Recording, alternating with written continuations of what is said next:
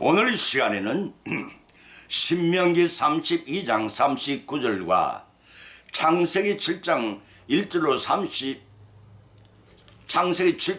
3절을 중심으로 해서 생명을 주신 하나님 축복, 이런 제하의 말씀을 상고하는 것 내려받기를 원합니다. 대부분의 과학자들은 다윗의 진화론을 주장을 합니다. 그렇다면 진화의 첫 생물은 어디에서 왔는가를 캐물으면 그 기원이 바다에서 자연 발생적으로 생긴 것으로 말합니다. 그렇다면 자연 발생적으로 생긴 원인은 무엇이냐에 대해서는 모두 함구를 하고 맙니다. 그러나 우리 기독교인들은 마음과 불변의 진리인 성경청에 창조주이신 하나님부터 천지 만물이 지금 있는 형상 그대로 창조되었음을 분명히 밝혀주고 있습니다. 그렇습니다. 만물 중에서도 만물의 영장으로 하나님의 대권자로 하나님의 오묘하신 창조 섭리에 따라서 흙으로 사람을 만드시고 그 코에 생기를 불어넣으심으로 사람이 생명이 되게 하셨습니다.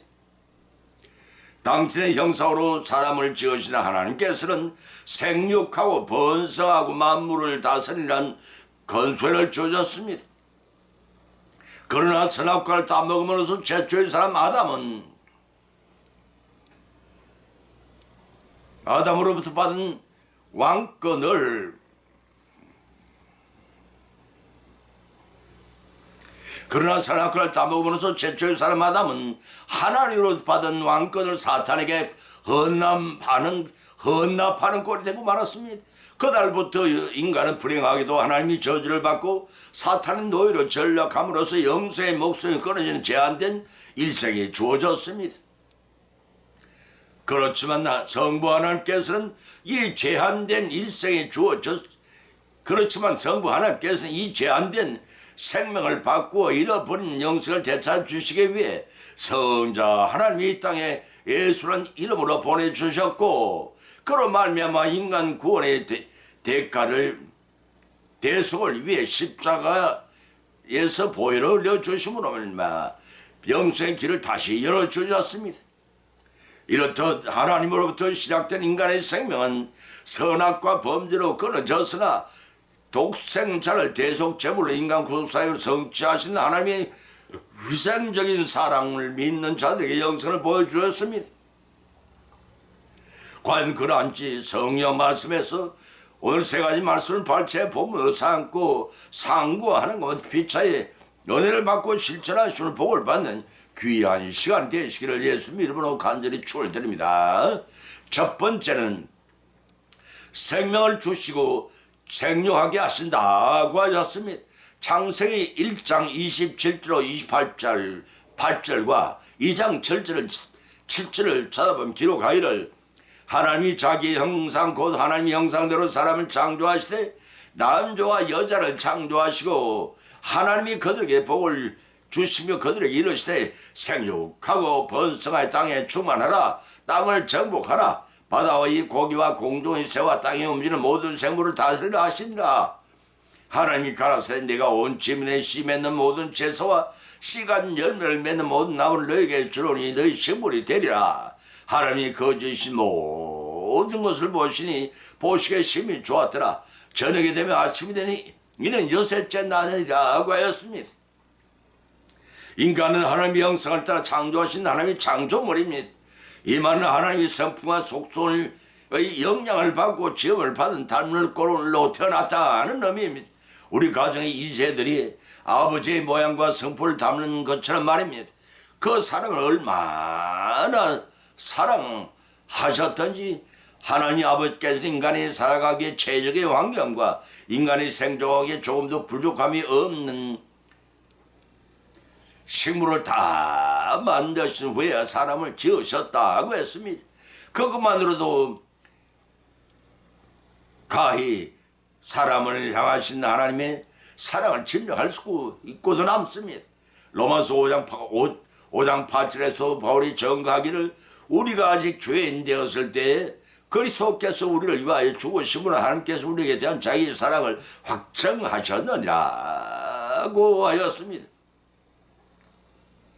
이런 말씀을 통해서도 알 수 있듯이 하나님은 사람에게 생명을 주시고 생육하고 번성케 하시는 전능의 하나님이심을 알 수가 있습니다. 또 창세기 2장 7절에서는 여호와 하나님이 흙으로 사람을 지으시고 생기를 코에 불어 넣으시니 사람이 생명이 된지라. 여호와의 하나님이 동방에덴 동산을 창설하시고 그 지으신 사람을 거기 두시고 여호와 하나님이 그 땅에 보기에 아름답고 먹기에 좋은 나무가 나게 하시니 동산 가운데 이는 생명나무와 선악을 알게 하는 나무가 있더라고 하였습니다. 본절을 통해서 하나님 보시기에 좋았던 사람과 에덴 나무를 창설하여 영원한 생명과 복락을 누리게 이를 원하셨으니 그러나 마귀의 유혹에 빠진 인간이 선악과를 따먹고 범죄하여 스스로 하나님이 주신 만물을 다스리는 왕권을 사탄에게 내줌으로써 무한한 생명을 제한된 생명을 바꾸는 죽음을 저주를 받았던 것입니다. 그러나 하나님은 진노 가운데서 여인의 후손 곧 예수 그리스도를 보내사 구원하실 것을 창세기 3장 15절에 약속하셨고 구약의 도처의 예언의 말씀대로 신약된 시대에 동정녀 마리아의 몸을 빌려 구주로 오셨습니다. 그가 곧 구주 예수 그리스도이십니다. 요한복음 3장 16절에서 요한이 기록하기를 하나님이 이 세상을 이처럼 사랑하사 독생자를 주셨으니 이는 저를 믿는 자마다 멸망치 않고 다 영생을 얻게 하려 하시라고 하였습니다. 이 말씀을 통해 하나님께서는 한 번 택한 성도를 독생자 예수님의 대속의 죽음을 자리에 내어 주기까지 책임지시는 분임을 알 수가 있습니다. 그뿐 아니라 천국에 들어가기까지 구원의 끈을 놓치지 않고 계시는 자비의 하나 아버지이심을 또한 알 수가 있습니다. 그러하신 하나님 아버지께서는 본문 28절에 복을 주시며 그들에게 이르시되 생육하고 번성하여 땅에 충만하라 땅을 정복하라 생물을 다스리라고 하셨습니다. 만물의 영장이요 하나님이 대리권자를 세우신 사람에게만 복을 받는 것으로 한정시키지 않으셨습니다. 다른 존재들을 정복하고 다스리는 관행이 주어졌습니다. 그러나 왕같은 권세를 행사하는 사람이 짐승보다 못한 저런 지탄을 받는 삶을 산다는 것은 하나님이 욕되게 하는 것이라고 하겠습니다. 이것은 곧 하나님의 형상대로 지원받은 사람에게 천지 만물의 영적으로 주신 하나님의 뜻과 거룩함을 드러내는 역할을 감당해야 하는 책무마저 또 주어졌다는 뜻입니다. 이것이 하나님께서 사람을 하나님의 형상과 모양대로 지으신 생명을 주시 생육하게 하신 참뜻인 것입니다. 아담이 선악 범죄로 왕권을 사탄에게 내어준 바 되어 원죄를 유전 전가받는 우리들이지만 독생자 예수님을 믿음으로 구원받은 우리 성도들이라면 하나님의 은공을 생각해서라도 하나님의 자녀답게 사셔야 합니다. 그런데 그러한 복을 받은 여러분의 삶은 어떠하다고 여기십니까? 세상 사람들과 성별된 하나님의 자녀다운 삶을 사신다고 여기시는지요? 그렇게 살지 못하고 있다면 지금부터라도 받은 복을 스스로 차버리지 말고 회개를 통해 하나님 말씀에 순종한 삶을 사심으로써 언약하신 영생의 복을 다 받고 누리시는 저와 여러분이 선의의 삶을 이루어 나가시를 예수님의 이름으로 간절히 축원드린다. 두 번째는 생명을 주관하시고 보존을 하신다고 하셨습니다. 신명기 32장 39절을 찾아보면 기록하기를 이제는 나 곧 내가 그인 줄 알리라. 나와 함께하는 신이 없도다. 내가 죽이기도 하며 살리기도 하며 상하게도 하며 낫게도 하나니 내 손에서 능히 건질 자가 없도다고 하셨고 창세기 7장 1절 3절에서는 기록하기를 여호와께서 노아에게 이르신 너와 네 온 집이 방주에 들어가라.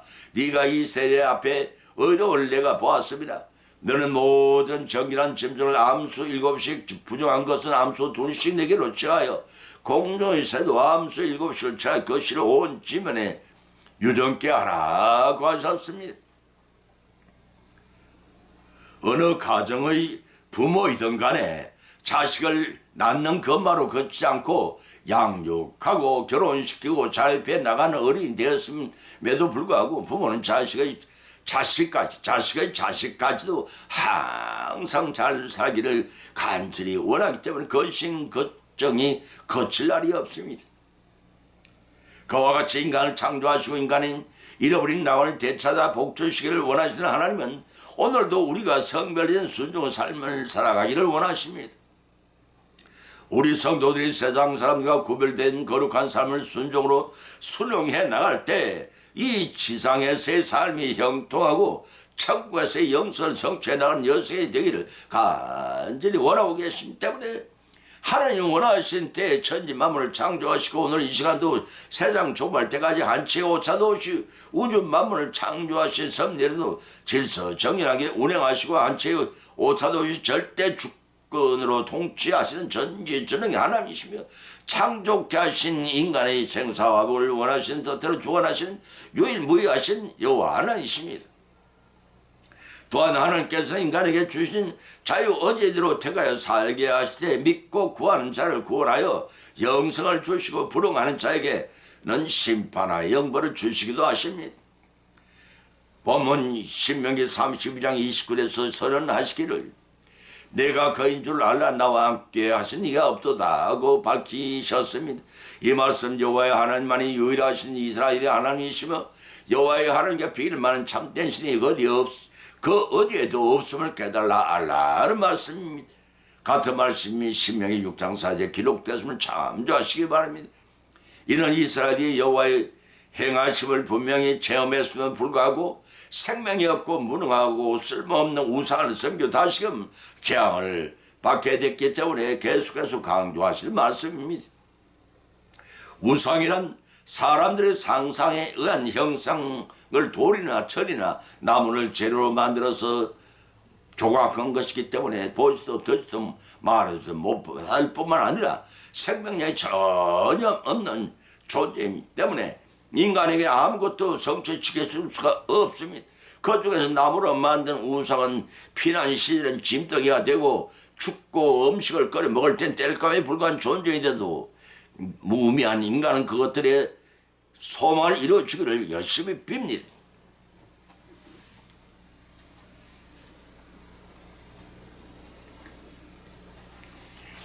참으로 가수는 일이 아닐 수 없습니다. 그러나 천지 만물을 창조하신 하나님께서는 오직 인간의 생사화복을 주관하시는 영생의 하나님이십니다.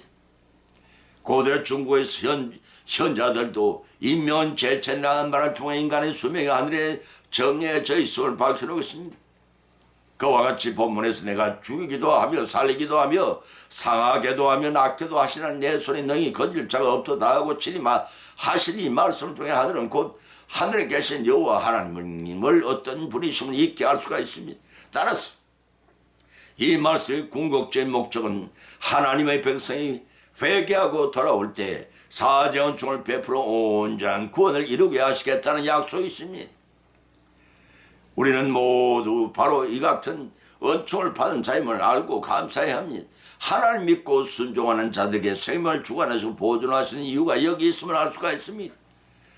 본문 창세기 7장 1절 3절에 통해서도 홍수 심판 있기 직전에 각종 생명 있는 동물들과 노아와 그 7 식구를 망대에 들어가 그들의 생명을 보존하셨습니다. 이런 남은 자를 붙들고 역사하시며 구원을 이루어 나가시는 하나님의 오묘하신 섭리이십니다. 홍수 전야까지 시집가고 장가들며 먹고 마시며 세상의 쾌락을 쫓던 무리들은 홍수의 심판으로 수장이 되어갔습니다. 이올 거울 삼아 우리의 소욕을 쫓아 사는 삶이 심차의 마지막 때 후회하는 소관이 되지 않도록 해야 할 것입니다. 언제 닥칠지라도 그날을 대비하여 항상 깨어있는 삶을 통해 하나님이 우리를 생존케 하시고 보존을 하신 그 축복의 의미를 이루어 나감으로써 영생을 선물을 다 받고 누리시기를 예수님 이름으로 간절히 축원드립니다. 세 번째는 영화롭게 하시고 공의롭게 판단하신다고 했습니다. 고르세스 3장 2절로 4절을 찾아보면 기록하기를 위의 것을 생각하고 땅의 것을 생각하지 말라. 이는 너희가 죽었고 너희 생명이 그리스도와 함께 하나님 안에 감추었습니다. 우리의 생명이신 그리스도께서 나타나실 그때에 너희도 그와 함께 영광 중에 나타나리라고 하였습니다. 본문은 예수님을 섬기는 그리스도인이 어떤 삶을 살아야 하는가의 원칙을 제시하는 말씀이 하겠습니다. 다시 말해서 본문 3장 1절로 4절과 6절을 통해서 율법에 대한 죽은 우리들입니다. 그러한 우리가 그리스도 안에서 세상을 입은 성도들로서 생활 원리와 실존적인 삶이 어때야 하는지 교훈하는 것하고 있습니다. 특히 본문에서는 예수 그리스도를 섬기는 자의 실천적인 삶의 근본 원칙을 제시하고 있습니다. 그것은 한마디로 요약하면 세상을 추구하는 생활을 지향하고 위의 것 곧 하늘의 것을 추구하는 삶을 촉구하라 되어 있습니다. 예수님을 영접하여 하나님 바로 섬기는 성도가 위의 것을 추구하는 하늘의 소망을 두어야 하는 것은 마땅한 도리일 것입니다. 왜냐하면 이미 그리스도와 신비적인 연합을 한 성도는 옛사람이 모든 성도의 대표이신 예수님께서 십자가에 못 박으실 때 함께 못 박아 죽었습니다. 또한 예수님께서 부활하실 때 함께 새 사람이 입으실 뿐만 아니라 영광의 지상 재림하실 때 함께 영광스러운 자리에 서게 될 것이기 때문입니다. 이러한 본문의 말씀을 통해서 비록 성도는 이 세상에 살고 있지만 본질적으로는 본향을 천국에 둔 시민, 천국 시민으로서의 하나님 나라에 합당한 성결한 삶을 살아야 한다는 것입니다. 계시록 19장 8절 말씀입니다. 그 이유는 사람은 이 세상에 태어나 살다가 죽는 것으로 끝이 나기 때문입니다. 끝이 나지 않기 때문입니다. 히브리서 9장 27절에서 밝히 기록하기를 한 번 죽는 것은 사람에게 정한 것이요 그 후에는 심판이 있으려니라고 하셨습니다.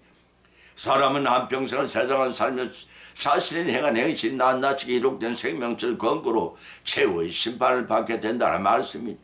다시 말해서 하나님은 공의의 하나님이신지라 근거 없거나 공정하지 못한 심판을 하시지 않습니다. 감정에 좌우되지 아니하시고 생명체의 각 사람이 심고 행한 것을 기록한 것을 토대로 심판을 내리시다는 것입니다. 하나님이 불신하고 악행한 자는 영문의 지옥 형벌을 받을 것이고 하나님 믿고 선행한 자는 천국에 들어가 선행에 대한 상급을 받을 것입니다. 그런 삶을 살자면 본문이 이전에 말씀드린 위의 것을 생각하고 땅의 것을 생각하지 말아야 합니다. 본의든 아니든 이중극적을 가진 자들이 늘어가는 추세입니다. 비록 그러한 여건에 처했을지라도 자기가 태어난 소속된 나라의 것을 사모하기 마련입니다. 그와 같이 땅에 살면서 하늘의 것을 사모하며 사는 사람과 땅에 살면서 땅에 그만 추구하는 두 종류의 인생이 있습니다. 사랑하는 성도 여러분, 여러분은 어느 쪽에 속한 인생이라 여겼습니까? 불신자들은 세상의 만족을 추구하기 위해 땅의 것을 추구하다 멸망에 도달하지만 하늘의 것을 추구하는 성도는 위의 것을 추구하다가 끝내 천국의 영생을 삶을 살게 됩니다. 본문 3절에서 기록하기를 이는 너희가 죽었거니 생명의 그리스도와 함께 하나님 안에 감추었습니다 하고 밝히었습니다. 성도들이 이 땅의 것을 생각하지 말고 위의 것을 생각할 이유입니다. 성도들은 땅에 속한 옛사람이 그리스도의 십자가의 그리스도와 함께 죽음으로 장사되었습니다. 그런데 그리스도와 같이 산 그 생명이 새 생명이 그리스도와 함께 감추인 까닭 땅의 것을 생각하지 말고 위의 것을 생각하고 추구해야 한다는 것입니다. 다시 말해 성도는 그리스도와 함께 살았다고는 하나 현재는 그 생명이 배아를 간직하고 있을 뿐 아니라 그 생명의 본체는 하늘에 간직되어 있는 것입니다. 다른 성도들은 그 생명을 완전히 얻게 될 그리스도의 재림의 때까지 부단히 위의 것을 찾아보랍니다. 그 결과 우리를 영원하게 하시고 공의의 심판하실 것입니다. 보면 4절에서 우리 생명이신 그리스도께서 영광에 나타나는 날이라고 하셨습니다. 보면 3절에 우리의 생명인 그리스도와 함께 하나님께 감췄다고 말한 바울은 이제 본절에서는 그리스도께서 우리의 생명 자체심을 밝혀 있습니다. 사실 모든 성도가 그리스도의 부활하심을 인하여 새 생명을 얻었음을 그리스도는 곧 모든 성도의 생명의 원천입니다. 요한일서 4장 고린도후서 4장 10절과 요한일서 5장 11절 말씀입니다. 그러므로 그리스도가 나타나실 그때 우리의 완전한 생명이 나타날 것입니다. 여기서 나타나실 그때란 주께서 영광조에 재림하실 때를 지칭하니 이때 주님은 죽은 자들에 대하여 심판주로 오시고 산 자들에 대하여 생명의 영광주로 오신다고 요한복음 5장 29절과 고린도전서 15장 20절로 58절에 기록되어 있기 때문에 하나님께서 성도들을 공의롭게 하시며 공의롭 심판하시는 이유가 여기 있는 것입니다. 결론을 맺습니다. 오늘의 본 말씀은 상고하는 가운데 피차의 믿음대로 은혜를 받고 또한 세 가지 교훈을 받은 줄 압니다. 그 첫 번째 인간의 생명을 주신 하나님은 인간의 생명을 주관하시고 보존하십니다. 두 번째는 인간의 생명을 주신 하나님이 첫 번째는 인간의 생명을 주신 하나님 새 생명을 주시고 생육하십니다. 두 번째는 인간의 생명을 주신 하나님이 인간의 생명을 주관하시고 보존하십니다. 세 번째는 인간의 생명을 주신 하나님은 인간의 영을 얻게 하시고 공의롭게 심판하십니다. 이러한 교훈의 세 가지 교훈의 말씀 받은 것으로 걷지 마십시오. 하나님이 주신 생명의 축복을 말씀을 우리 생활 가운데 실천하고 적용케 하시는 성령의 역사하심을 믿음이 성숙되길 바랍니다. 그리고 하나님이 주신 생명의 축복을 다 받고 천년의 하루 같은 천국의 영생과 복을 다 누리시기를 예수 이름으로 간절히 축원드립니다. 찬송가 408장을 올리겠습니다.